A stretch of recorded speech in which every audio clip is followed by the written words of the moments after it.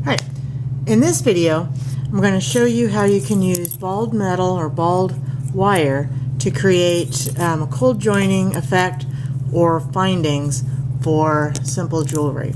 So on this particular one, I showed you in another video how to ball the ends of wire, and in this one, hopefully you can see that the wire is actually balled on both ends. You ball one end, so for example on this, that end is balled already. It goes through the two pieces, and then you would clip it so you have not quite a quarter of an inch. You'd cut there, and then you'd put it back over the torch and you'd heat that, so you'd have it clipped with the wire hanging down, and then you'd ball that end up until it gets tight enough. So that would give you this effect. Now you could also, if you wanted to, you could also, if you had a piece of metal, it's a cross section and a piece of metal, you could actually make kind of a staple with that as well. That could come up and over and down and over there. So that's another way that you could use that balled metal. So it could connect two pieces that way, or you can layer two pieces with the balled rivets like that. You can also create one like this. This one actually has a couple parts that are balled as well. And now this is not using 14 gauge. This I'm pretty sure is 16 gauge. But the end is balled. It's gone through both parts, coming up and looped and around, and the end is balled again. Now you could ball the end, or you could just flatten it. But one way or the other, you've got to make it so that it can't go through the holes, and it creates a joined effect. So like this one goes through there, and I can bend that up, and I can take my bench block and maybe just hammer that just a little bit so that it's a little bit tighter bend.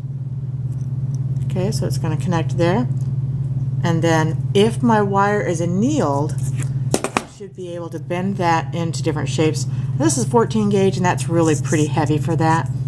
If it gets too difficult to bend, you can anneal it over and over again. You can also use a pair of pliers if you want to. I've got some rosary pliers here, and I can bring that around so that I can make a tighter loop. And see, that's getting really difficult to bend, so I probably should go anneal that. Or I could also use thinner wire, because this is pretty heavy duty wire for what I'm doing right here.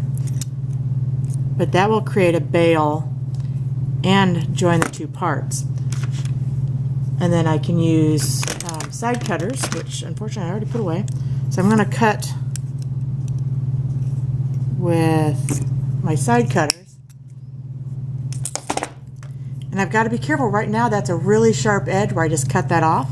I could just file that. So if I take a flat file, I can file that in so I don't have anything pointy there.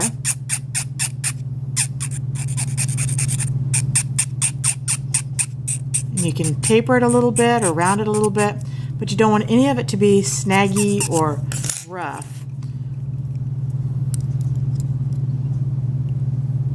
And then you can bring that around to complete your design. Again, this would have been much easier had I gone with 16 gauge, or if I had re-annealed that wire. But whatever you do before you join these, any finish work that you want to do, if you're doing textures or design work on it, if you need to file them, do that before you connect them. But that has an integrated cold join and bail that way.